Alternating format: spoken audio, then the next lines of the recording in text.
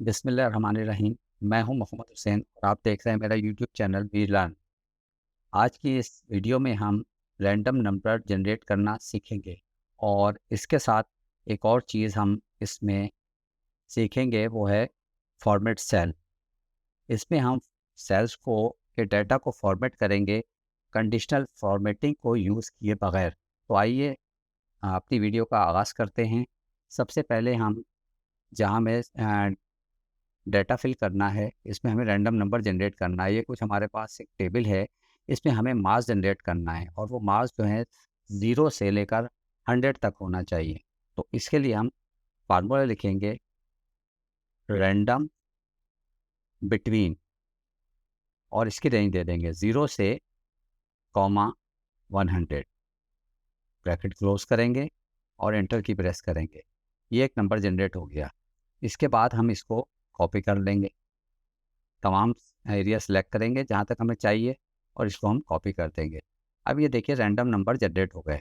अब ये नंबर चूँकि रैंडमली जनरेट हुए हैं, इसलिए ये अगर हम किसी सेल में कोई करेक्शन करते हैं, मिसाल के तौर पर यहाँ मैं इसको कर देता हूँ 55, तो आप देखिए और सेल्स भी चेंज हो रहे हैं। तो इसके लिए हम ये करेंगे कि इस पूरे डाटा को सिलेक्ट करेंगे। सिलेक्ट करने के बाद कंट्रोल सी करेंगे और स्पेशल पैस्क में जाएंगे और इसको हम वैल्यू में कन्वर्ट कर देंगे। अब अगर आप किसी सेल में नंबर चेंज करना चाहें तो कोई प्रॉब्लम नहीं होगी और बाकी नंबर डिस्टर्ब नहीं होंगे। मिसाल के तौर पर ये 32 है, इसको मैं अगर 35 करता हूँ तो देखें कोई नंबर चेंज नहीं हुआ। तो इस तरह से हमने रैंडम नंबर अपनी रेंज के में जितने हमें नंबर जनरेट करना थे वो हमने आसानी के साथ सिर्फ एक फंक्शन से जनरेट कर दिए।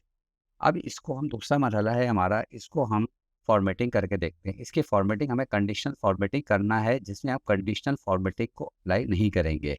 तो उसके लिए हम ये जो हमारा डाटा है इसको हम सिलेक्ट कर लेते हैं। सिलेक्ट करने के बाद हम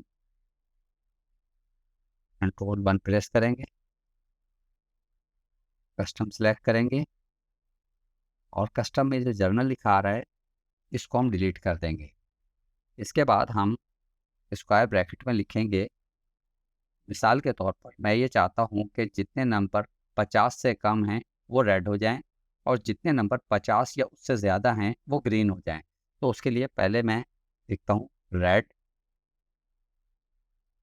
ब्रैकेट क्लोज, फिर एक और ब्रैकेट ओपन करते हैं स्क्वायर ब्रैकेट और उसमें कंडीशन लगाते हैं हम लेस देन 50, ब्रैकेट क्लोज कर देते हैं। ये कंडीशन हो गई। इसके बाद हमने सेमीकोलन लगाया, फिर एक और ब्रैकेट ओपन करते हैं। अब हम लिखते हैं ग्रीन, ब्रैकेट क्लोज करते हैं, एक और ब्रैकेट ओपन करते हैं स्क्वायर ब्रैकेट और यहाँ हम लिखते हैं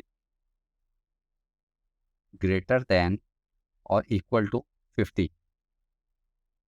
अब ये देखें दो कंडीशन हो गई। पहली कंडीशन है रेड, रेड की क्या कंडीशन है, लेस देन 50। इसके बाद हमने सेमीकोलन लगाया, इसके बाद दूसरी कंडीशन लिखी ग्रीन स्क्वायर ब्रैकेट में और इसकी कंडीशन लगाई ग्रेटर देन और इक्वल टू 50।